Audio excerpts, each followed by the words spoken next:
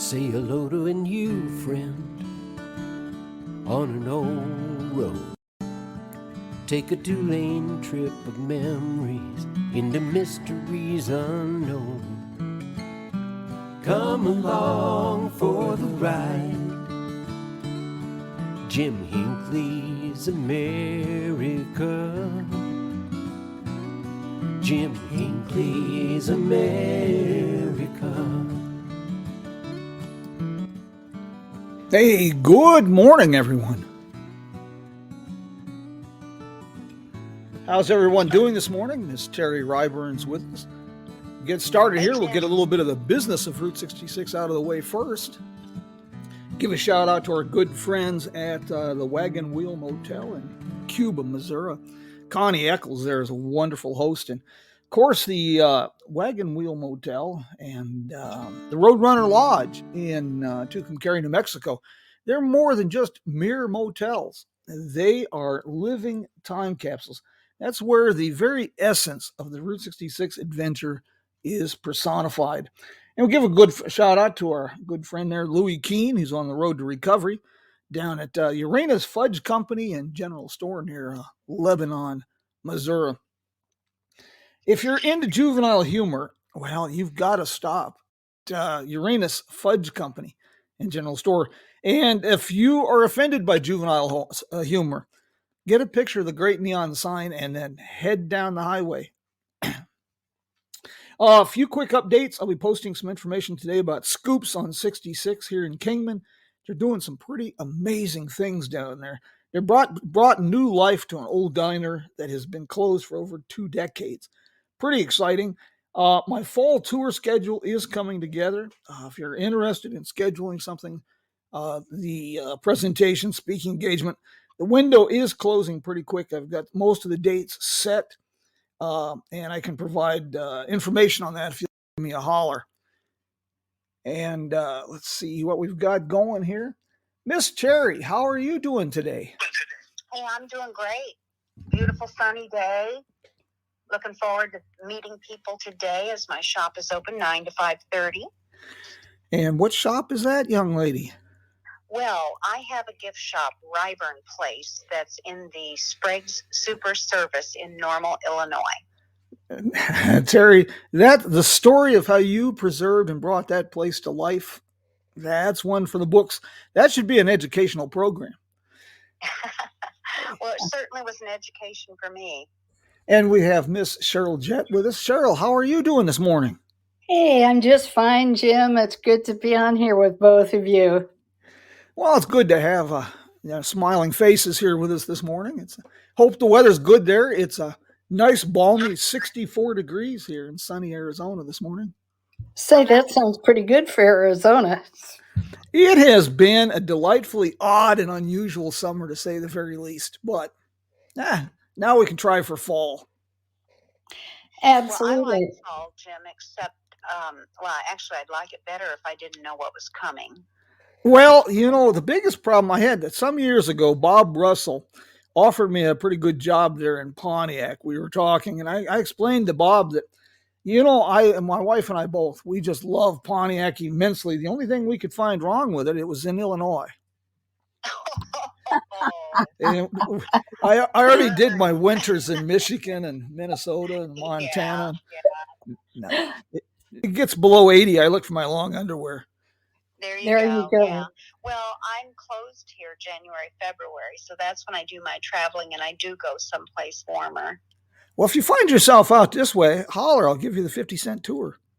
Okay, appreciate that. Well, you know what we say in Illinois, Jim, if you don't like the weather, you just wait an hour or so and you'll get something completely different. That's the way it's gotten out here. We usually have anybody who says Kingman doesn't have seasons hasn't lived here for a week. Really? Yeah, we get some pretty crazy sometimes. I've seen it 105 degrees here, and the next day it's 60 degrees. Wow, that's quite an extreme. Yeah.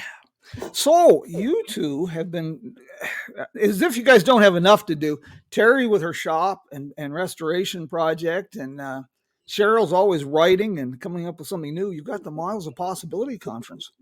coming up here at October 20th, 19th, and 20th. 19th through 22nd. 19th through the 22nd.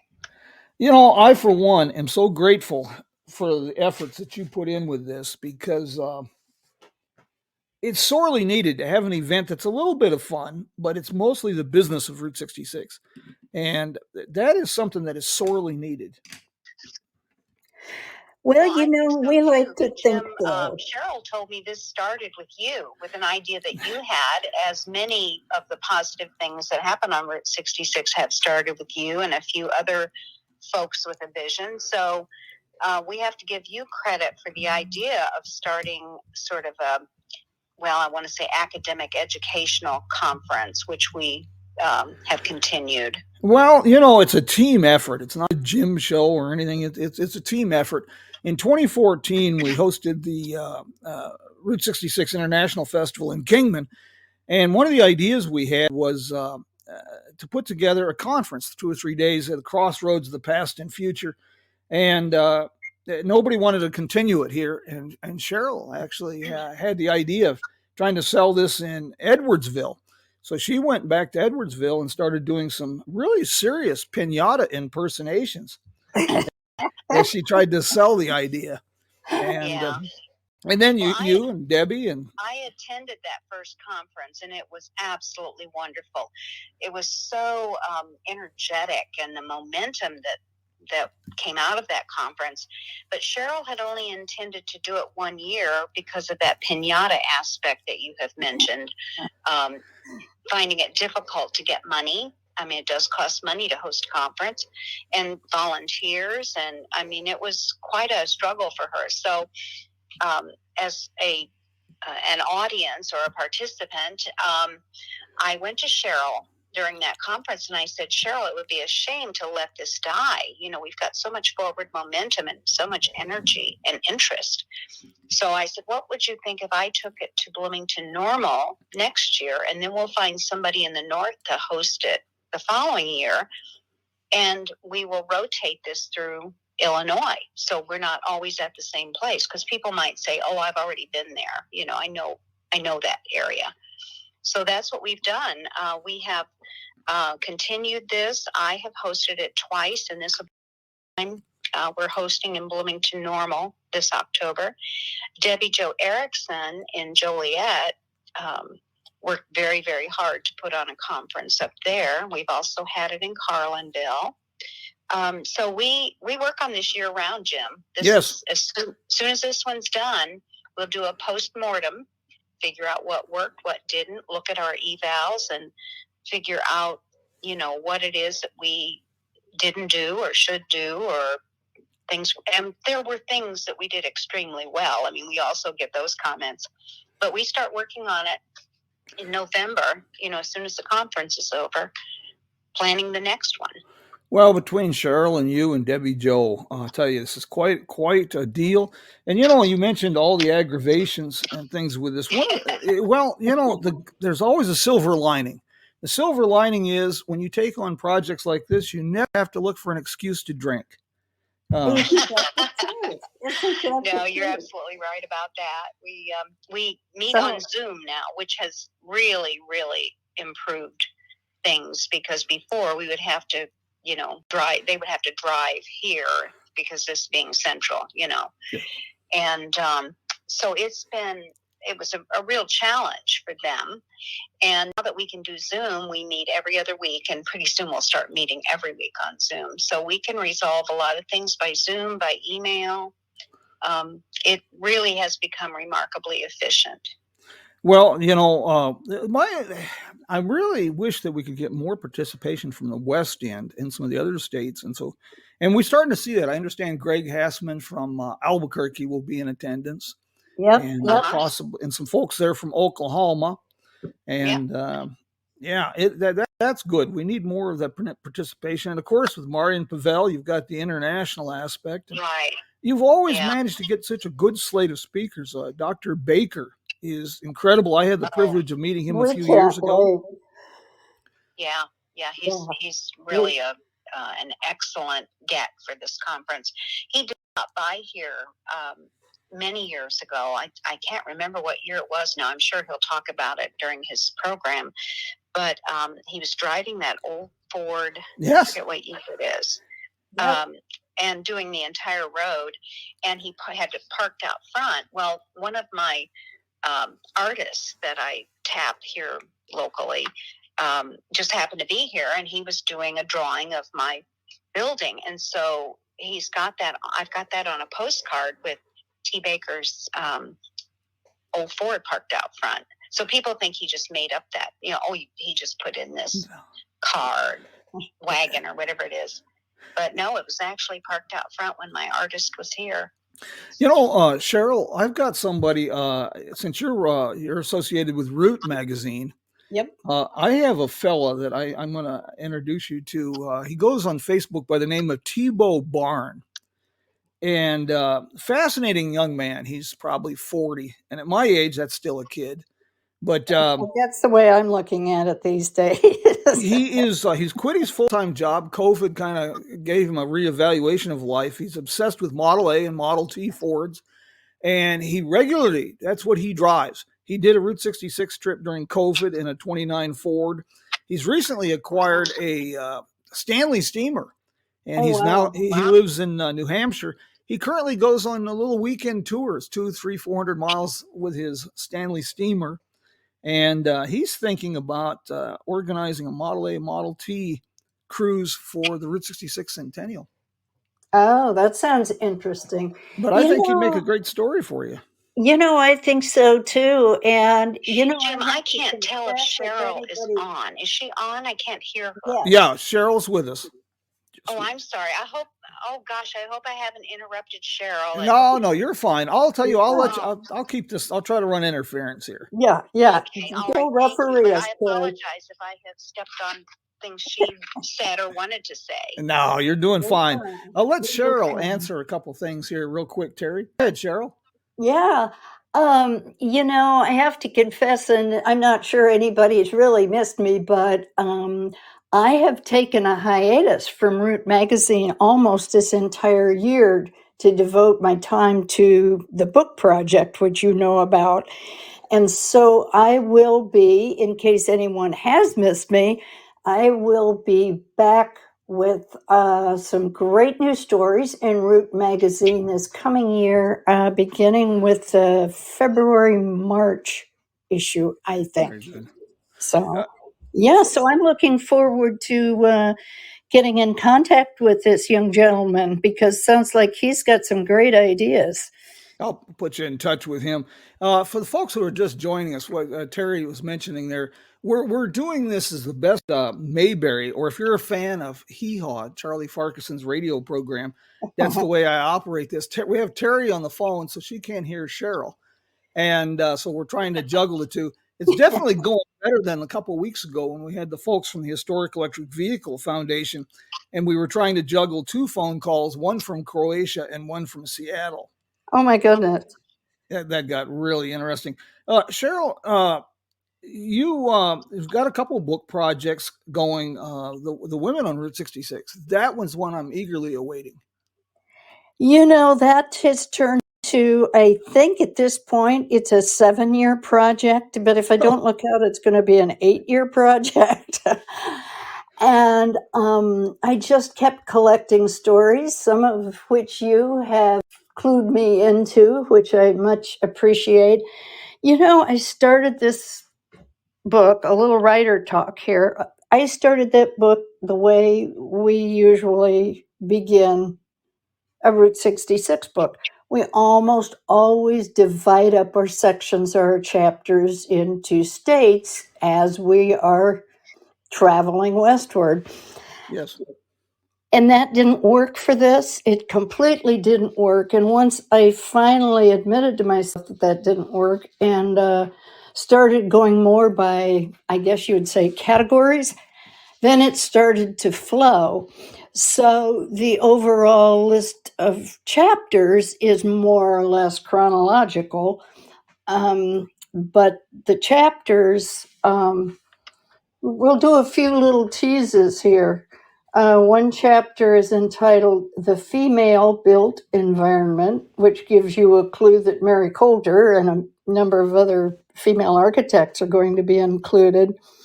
Early Adventurers, and you have shared stories about quite a few of them.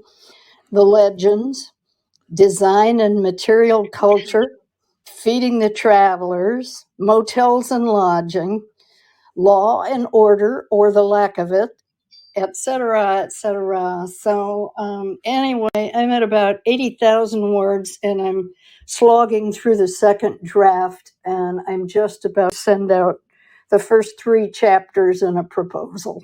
Very good. Terri, and Cheryl both. One of the things I'll be talking about at the Miles of Possibility Conference is the dawning of the American road trip. And we have a tendency to history in general, it gets diluted. It's like a good vegetable stew. Everything settles to the bottom and we skim the top. Yeah. But the role of women in development of automobiles in travel is really an overlooked component. When you think of Florence Lawrence there, the movie star, Yep. she was involved in motoring, high-speed performance. She was a mechanic, an inventor. And she was doing this at a time when the Jackson automobile was being promoted as a car that was so easy to operate, a child or even woman could drive it. Yeah, that goes over real well today. Terri has written about, and I don't think Terri can hear me, but Terri No. has written about Aloha Wanderwell. Aloha. Terri, Wanderwell. can you fill us in on that, Terri? The Aloha Wonderwell? Oh my gosh, I haven't looked at that material for a long time. This was a woman who essentially left home. She was very young, and she wandered the world and renamed herself Wonderwell. And she had such wonderful adventures. She was actually, there's an image of her with the car that they traveled. I think they had 2 cars. The car she traveled in parked on the Great Sphinx in Egypt back in the 20s. Horrifying now, of course, with preservation. But, she met the most interesting people on her trip. She had, of course, through Africa, just even getting petrol, as she referred to it. So, gosh, that's a wonderful story. There's so many of these stories in the period between 1805 and roughly 1930, aside from today, the internet and the Zoom and all these technological changes, that 1885 to 1930 period is just extraordinary. And I cannot believe how many stories have fallen through the cracks. And we've talked about this, I think, with Cheryl once or twice on Bessie Stringfield. Yes. Not only traveling the United States and Haiti and South America on a motorcycle as a single woman, but as an African-American woman in the 20s and 30s. That's pretty extraordinary. It really is. And Jim, there are two. Cheryl mentioned that she's doing a program during the conference called Dreams, Dares, and Driving, Early Women Cross-Country Motorists. Cheryl, would you like to comment on that? Well, we're going to cover a few, and I've given a number of programs before on some of these early women drivers, so I haven't decided for sure which ones I'm going to cover this time, but I'll probably talk about Darlene Dorgan and the Gypsy Coeds from up around the Peoria, Illinois, because everybody loves that story when I tell it. And Darlene was one of several daughters. Excuse me. Oh, I'm sorry for that. Allergies. And she wanted to go to college, and her father, Bill Dorgan, was one of those fathers of that time period that thought college money was wasted on girls.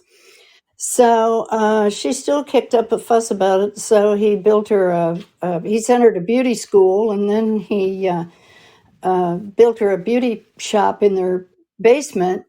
But she still wasn't happy with her dad, and so he bought her a old Ford touring car, and she organized trips for 8 or 9 years with various sisters and girlfriends. And it was women only trips. And one of those years they did travel Route 66. So, and she had met Henry Ford and started a correspondence with him. So that's a fun story that will certainly be one of them that I will tell. Very good. Terry, we mentioned at the beginning of this about your preservation efforts there, and you have preserved not only an important part of Route 66, but an important time capsule in the evolution of the roadside America. And you had quite a challenge with that, but well, I certainly did, Jim. But anybody who tries to preserve or restore something along the road is challenged. Do you want to hear the story about how I bought it? Yes, please. Okay. Well, Sprague's Super Service was built in 1930 by a local contractor. He opened it as a city service gas station with a cafe and a 2-bay garage. So it's very unusual then to have an attached cafe with your gas station garage, unlike now where every gas station has a McDonald's or a Subway. And also very unusual to have a 2-bay attached garage. He had pits in the floor so his mechanic could get underneath the cars and work on them year round. And, in 1930, most of the little gas stations, if they had a garage at all, it was just kind of a little lean-to. So anyway, he built what he wanted, including 2 apartments upstairs. So there's one that he built for he and his wife, and it's the size of the whole downstairs. It's absolutely huge for 2 people. Includes a sunroom out over the gas pumps. And then he built a small apartment for the mechanic or the attendant. So again, very smart for everybody to live right on site. He could feed you. He could sell you car parts out of his office, fan belts or oil. He could repair your car. And if you didn't have a car, because it was the Depression and some people didn't have one or couldn't afford to run it or couldn't get parts, he was a Greyhound bus stop. So he figured out what do people need? What do travelers need? And he supplied it. And he supplied it in this beautiful 2-story Tudor Revival style building. It's an incredible building. I'm sure some of your listeners have seen the image online or perhaps have even stopped here. But how I came to buy the building, it was an accident, Jim, I have to confess. I lived in the neighborhood. My husband and I lived about maybe 2 blocks away. And we'd drive by this all the time. And every time I would say to him, oh, I wish somebody would buy that and fix that up. Because every time I could see it just looked a little worse and a little worse. Because no one actually maintained the building. After William Sprague sold it, he had it 10 years, so 1930 to 40. And then the belt line went four-lane Route 66 went around Bloomington normal. So he sold it, went through a number of hands, just was never kept up. So anyway, it just, as I said, just looked worse and worse. So when the for sale sign went up, being nosy, one of those nosy Parker types, and also being so vested in Route 66, because I had written my dissertation about Route 66 to get my doctorate in history. Plus, I was pretty active then in the Route 66 Association of Illinois. I called my realtor and I said, I want to go inside, look at this building, but I'm not buying it. And he said, oh, yeah, I'll show it to you. And I said, well, I'm not buying it. I hate to waste your time, but I really, really want to see inside. So he said, oh, yeah, I'll meet you over there. So we came in, and Jim, it was worse inside than it was outside. The roof had leaked. And, if you have water, it destroys everything. Ceilings, walls, floors. And the first words out of my mouth were, what kind of a crazy person would buy a dump like this? Well, and then you saw the mirror. Yeah. Then I went upstairs. We went upstairs, and the sun was shining in that day. The room that's out over the gas pumps was a sunroom with 9 windows, and so it was shining on that quarter sawn oak floor. And even though the floor was in terrible condition, I thought, you know what? I'm gonna make a low offer, and she won't take it. But I can tell my Route 66 friends, I tried to save that building. You know, they might think I was kind of a hero. So I made the offer, and I was right. She didn't take it. But she came back with kind of a low counter offer that wasn't too bad. And I thought, you know what? I'm just going to raise it the slightest bit. And she won't take that either. But I can tell my friends, man, I really tried to save that building. I made 2 offers on that building. Well, she took it. So, oops. Yep. You know, I bought a dump. Famous last word. And then the hard part, well, not really hard. I had to go home and tell my husband I bought it. oh, And yeah, because I had mentioned it to him, you know, my money. So anyway, I went home and I said, Bill, you know that building over there on Pine Street? I'm always saying somebody ought to buy that and fix it up. And he said, yeah. And I said, well, you know, it's for sale. And he said, yeah. Well, I went and looked at it. He said, really? And I said, yeah. And I made an offer. See how I was leading up to that, Jim? And he said, really? And I said, and she took it. And I swear to you, there were 2 beats. And that man said, when do we move? there you go. Yeah. There you go. He loved me so much. He would have lived in a tent in a mud field if it made me happy. So anyway, we sold our beautiful home and we moved into this. And then the backstory on it is I had good credit, so the bank loaned me the money for this dump. And then I had to figure out how to get it restored because I didn't have any money. So I taught myself how to write grants. I got about $375,000 in grants. I got federal, state, and local. And I put about $90,000 out of pocket over the course of 10 years. So I slogged on this thing for 10 long, hard, horrible years. But I did get a boost occasionally. The preservation committee that John Weiss heads here in Illinois would come and help me. They have a motto, we'll work for food. So all you had to do was feed them, and they would come and work. And so I would, you know, when I got kind of low and thought, oh, why am I doing this? I mean, it was just horrible. They'd come, and after they'd leave, I'd think, okay, well, somebody else sees the value. Somebody else understands the importance of this building. So anyway, I just, you know, slogged along for 10 years. And then the town of Normal approached me about buying it. And I kind of struggled with that. I kind of jokingly said, you watched me suffer and die for 10 long years. You couldn't have stepped in year 1, year 2. I wasn't really joking, but I said it jokingly. So I was reluctant to let go of it. Sure. Yeah, because, you know, I put 10 years of my life in it. Those 10 years I'll never get back. And what if I sold it and they didn't do what I thought they should do? Yeah. You know, but so I had a lot of kind of sleepless nights. But I'd had sleepless nights because I worried about what will happen to this building when I die. You know, as often happens, as you well know, with old buildings, when the old folks die, the young kids don't want it. I have 2 daughters who live out of state. They have jobs and lives and kids. They're not coming back here to do this when I die. Yeah. You know, this is mom's crazy thing.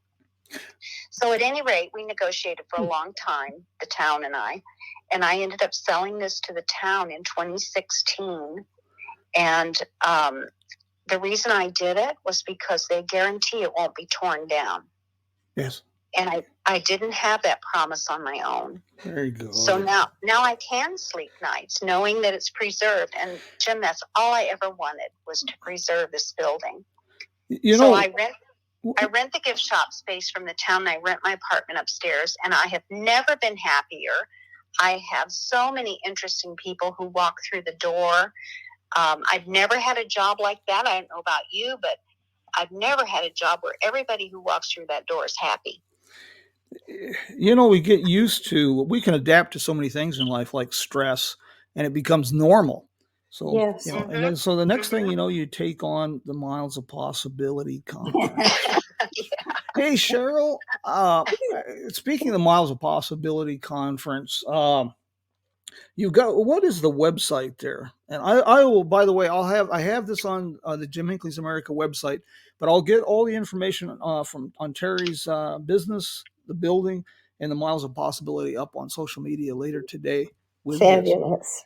But Fabulous. Cheryl, what website do we That use? website, if everyone would like to go check that out, is route66milesofpossibility.com. And we do have everything up there now, except, well, there's one thing that we don't have up there, but I'll talk about that in a minute because that's still a little bit up in the air. But all of the actual conference information is on there. Hotels, parking, Wi-Fi, public transportation, the entire schedule, the link to register, and bios of all our absolutely amazing speakers and presenters, including you yourself, sir. And we are so happy that you will be there again. I think I think we have 18 speakers, something like that this year. We really pulled out all the stops this year. We have 4 keynote speakers, including Mr. Jim Hinckley, Mr. Marion Pavel, Dr. T. Lindsay Baker, and from the Vanishing Postcards podcast, Evan Stern. So we're really excited for that lineup. Terri mentioned that I'll be doing a presentation on the early women adventurers, Yes, and yes. Terri will also be giving a presentation on the history of the Sprague Service Station. Excellent. You know, one of the programs you have that really surprised me and grabbed my attention. I've had the privilege of meeting Evan Stern, and I work a lot with Marian Pavel on the Route 66 navigation app. I'm currently updating the points of interest file, expanding. But you have Bill Kemp talking about the Henny kilowatt. Yes. The reason that really jumped up and grabbed my attention is we've started the embryonic electric vehicle museum here in Kingman, and Yes. one of the cars that we have currently on display is a Henny kilowatt. Oh, how about that? And there's about, from my understanding, there's about 24 of those little critters in the world. Wow, I did not know that. Well, Yeah, Bill is Cheryl speaking? I'm sorry. Go ahead. Okay. Go ahead, Terri, because you're Bill the Kemp is Bloomingtonite. the archivist librarian at the McLean County Museum of History, and he just has a special interest in the early electric cars. So he is doing his presentation, the Henny Kilowatt, Bloomington's battery-powered car of tomorrow. So anyway, he always does a great presentation. So I'm really looking forward to hearing about the history of the Henny Kilowatt. I am too. And Cheryl and Terri, the Henny kilowatt, for those people who aren't familiar, it really was a totally impractical, overly overpriced. Perhaps that's why it didn't sell well. But it was an innovative idea. They used Renault Dauphine cars, and they converted them to electric with some help from GE. And so they're kind of an interesting blending. Cheryl, you know, on your writing projects, I'd like to say the one on the women is very, very important. It's very much needed. Do you have anything else simmering on the burner at this time? You know, not know for you were- sure. I've got some maybes and I've got some ideas kind of simmering around, but nothing that I have to announce just yet. You write for was a Prairie Buzz? Is that correct? Prairie Land Buzz, that's Yes. kind of a central Illinois, you know, it's one of those newspaper format human interest things, you know, like most cities have got one of those, like St. Louis's Riverfront Times, etc. So I think September starts my 12th year of a monthly column for the Buzz. Yeah. Young ladies, do you have any final things? I know, Terri, you got to get your shop going, and And I guys, I really appreciate this. I know we kind of juggled a bit here trying to do phone and computer, but I think this works out pretty well. Everybody seems pretty happy. Got lots and lots of questions here for you, people wanting to know uh, what you got planned for the centennial already. Miles of possibility. I know you got Oh, some well, we've got a plan.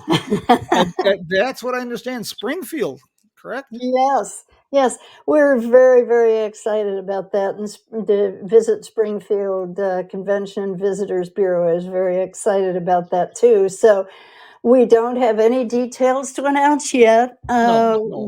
We've just secured venues and hotels and that sort of thing. So Springfield has so many resources. So as you know, in recent years with Miles of Possibility, or MOP as we shorten it to, that we have, since we have incorporated as a nonprofit, Debyjo, Terri, and I kind of come into a city with almost a package deal. You know, we gather input and, of course, seek approval from what we set up as a tentative program. But we really come in and do a lot of that planning for the city. But Springfield has so many resources and they have so many new attractions and great ideas that Springfield is really running with a lot of the plans. So we are very excited. We don't have the dates to share with you yet, but No. it will be October as it always is. Yeah, Debbie Joe's the third musketeer, and you guys together are quite a team. You know, one that I'm curious about with Springfield, and I'll of course ask these questions when I get back there to Illinois. Not just Springfield, but all the way across the board. I'm surprised that I haven't heard more mention of linking the 250th anniversary of the United States of America with the centennial of Route 66. That is a point for our association with Springfield for 2026. I'm And that assuming with their will be presidential incorporated. connections. Yes, absolutely. Because, you know, as you and mostly everyone knows, that's land of Lincoln. And so we will be stressing that connection. Terri, Cheryl, I really want to thank you two for taking time for your schedule to do this today. The whole reason, the idea behind this is to inspire road trips by telling people where to go and sharing America's story. And by talking about the conference, we're definitely telling people where to go. And with your restoration of that property, that's definitely writing a chapter in America's story. Thank you. Appreciate hearing that. I do want to say something Yes. quickly. I don't know if you're familiar with Samantha Brown, who has a travel program called Places We Love. She came a few weeks ago to travel Illinois Route 66 and stopped here and did an interview, as she did at several places along the road. And that's going to air on PBS in January. Okay. And I'll let you know the date and more information about it so you can share that. But also, if people want to follow Ryburn Place on Facebook, I will post it there. And I also, every day, practically, I'm posting photos of people who stop, interesting cars, interesting people. So that's Ryburn Place, Ryburn Place, Normal, Illinois. And also, the other thing, I don't know if Cheryl said this, but because of our success with the Miles of Possibility Conference, we have expanded the conference. So we are now starting our conference on Thursday, whereas in the past we've always done, a Friday start. So we have a full slate of speakers and walking tour and everything else on that Thursday. So I hope people will go to the website and look at what all we are offering. I think it's an incredible schedule and reasonably priced if you've ever attended a conference. I think we've managed to keep the cost low because of our cooperation with the town and the city. So anyway, I just wanted to say those two things, Jim. Thank you very much. I'm one of the things, I hope we can get more Western involvement. And now, like I say, Greg Hassman coming from New Mexico. He's with the New Mexico Route 66 Association. I don't know if you've had the pleasure of meeting Greg, I have. Greg and I've been online friends for a number of years now, Yes. and we have Yes. met a time or two in person. Yeah, he's a great fellow. I think he's gonna be a real great on this. And another fellow that's possibly going to attend is a real fellow I'll introduce you to if he does show up is Steve Lesueur. He has a little company called My Marketing Designs, and real and innovative young man, probably about 40ish, and he's built a national marketing and media company, specialized drone, all the latest stuff. But his big claim to fame is he's put together a tri-state media organization here in the Southwest, reaching well over 1 million people a month. And wow. he's been talking to me the last couple of days. He wants to. He's never done a Route 66 trip, and he thinks the conference would be a great place, and he would like to do some video and live programs if we can get him to attend. That'd be great. Might be a good plug. He's based out of western Arizona, California. Yeah, That sounds great. exciting. Well, Jim, we do have someone who took the train out when we had this in Pontiac last year. Yes. From California, and he's doing it again this year. So, we are getting a few, and we had Gary Daly and his family attend from Texas. So we are getting some folks from the West. We also have Bonnie and George Game who come all the way from Canada. Yes. Almost every so, time. We're starting to pull in a more geographically diverse crowd, I think. And honestly, once you've attended one of these, you will come back. Yes, I agree. You meet the most interesting people, learn a lot, have a lot of fun. We're all working for the same thing. Yeah. And I think that's what makes this really exciting. Well, Cheryl, it's Michael Wallace put this as it's a linear community, and this Miles of Possibility Conference is an incredible networking opportunity, and it helps develop that perspective that this is a linear community. It really does. It really does. And, since the beginning, I think I've tried to keep track. I think we average attendees from maybe 20 to 24 states every single year from the beginning. Very good. Very good. And we had maybe 6 or 8 people from California the first year.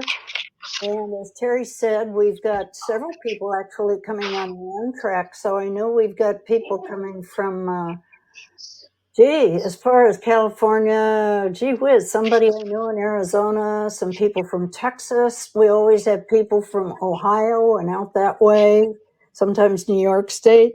And I don't think, I'd have to look to make sure, but I think that we have had one single conference that we have not had at least a couple people from other countries besides the U.S. So we've welcomed international friends at every conference as well. So as you say, we would like to have more people come from the Western states, but we're happy that we do have people come from all over to attend, and many repeat attendees. Terri, Cheryl, thank you. Especially thank you for your patience since we're kind of juggling here. Terri was operating in the dark. I do that a lot. I spend a lot of my life imitating a blind man with a flashlight. But I really appreciate this morning. We've got a lot of folks. Maggie May here is with the Ransom E. Olds Museum in East Lansing. And she said she'd talk to me later about this, but of course, I'm like a kid at Christmas. I get a little impatient. She mentioned that the Packard Proving Grounds in Michigan is interested in a Route 66 centennial type event in 2026. Wow. As soon as I can wring some information out of her, I'll share that. Yeah. And I'll get to your website, Terri, up. And I've got information on the Jim Hinckley's America website with the Miles of Possibility information. But when I push this program today, I will include all of this information, and I'll get it up on social media. And it'll be available on Spotify and all the podcast platforms. Jim, I'll send you my Jim, thank you for doing this. Too. Very important podcast that you put out every week to keep people abreast of what's happening on the road. Thank you, Terri. And Cheryl? Yeah, I'd like to send you my author website, and if you want to throw that up there too. Sometimes Terry's the one that gets out and greets people, and I kind of just sit in my office a great share of the time, and I don't reach out as much as I should sometimes. Let me give you that website. I'll send that to you. Yes, please, and I'll make sure that gets up and about. With not getting out as much as that Joe Sonderman and I on a program a couple of weeks ago were Yep. talking about that. With Yep. COVID, we kind of We turned well, inward. yeah, it upset the apple cart, and it's kind of interesting how that's changed the dynamics of the road trip a little Yeah. bit. But yeah, this is going to be a great conference for those who Evan Stern. I've had the privilege to meet with that young man several times out here in Arizona, and his program, that Vanishing Postcards, his podcast, is extraordinary. It's extremely well done, Yes. and so some of these folks, like say, and Marian Pavel is always of interest, and I understand he's going to be bringing his significant other with him, and this will be her very first trip to the United States. So I'm sure that she's going to have some eye-opening experiences in Bloomington. How about that? And Oh, normal. And Normal, we won't forget Normal. Hey guys, thank you very much. Oh, great question. They asked if you were having a movie night at the we are. theater in Normal. Is that going to be Young Frankenstein? Yes. Yes. We are having a movie. Okay. We are having a movie night. I'm so excited about that. That's one of my favorite movies too. Very good. That's a beautiful old theater downtown Normal there. Mm-hmm. Very good. And we may have one last kind of almost last minute announcement. Yes, Cheryl. We are working, I am working with an old friend, a musician who plays with a band that is a household name, and he is putting together a special tour. It's called the Get Your Kicks 23 tour, and they are performing several venues the week of Miles of Possibility. We have not hired them per se, but it's in conjunction with Miles of Possibility week. And they are booked in so far at the Wildy Theater in Edwardsville and one up in the Chicago area. And we may have them booked on the Wednesday night, Very good. October 18th. And these are names you will know. This is a band member of Frankie Valli and the Four Seasons, a band member of the old band from the 60s, Vanilla Fudge, an amazing young singer from Postmodern Jukebox, and the Broadway star of Jersey Boys, the show that was about Frankie Valli. So I'll tell you what, it is just such a pleasure to be friends with these people. And we are hoping for a Bloomington date that week as well. Thank you, Cheryl. One thing, I'll leave you with this, you guys. But speaking of bands, and Terri had mentioned meeting fascinating, interesting people. When you get involved with Route 66, you have a front row seat to the biggest sideshow in the circuit world. And if you're familiar with Kingman, downtown we have the old Territorial Saloon, the ultimate dive bar. It was opened in 1906, the old Sportsman's Lounge on Route 66. And I've been working with Zdeněk Jurisic of the Czech Route 66 Association. There is a Czech band that is very popular and extremely well known in Slovakia, Poland, Ukraine, the Czech Republic, Doga. They're a hard rock, heavy metal band, and they're having a contest bringing 40 of their fans with them. It's being filmed as a documentary. They're going to be traveling Route 66 in October. They're looking for venues to play. I got them set up at this 1906 saloon here in Arizona. So this should be extremely interesting. A hard rock Czech band, 40 Czechoslovakians in a territorial era saloon in Kingman. This should be entertaining. Yeah, should be great. Yeah, hey, guys, thank you so very much, not just for taking time for your schedule for this, but for you and Debyjo. Guys, thank you for your dedication to this Miles of Possibility. It is appreciated, and it is very important to the Route 66 community. And I really am. I'm grateful. Thank you. It's a Well, pleasure. thank you for to saying do. that, Jim. Thank you, Jim. You bet. You guys, you take care, and we'll get this up a little bit later today. And well, I look forward to seeing you two. Okay. It's been We'll a bit. see you soon. It has been. We look forward to seeing you. Yeah, it's everything. I'm slowly getting everything put together, and barring accidental death or dismemberment, I should be there late Wednesday. That's the game plan. But Fantastic. Great. We'll see you then. bye, Terri. Bye. Thanks, Miss Cheryl, Jim.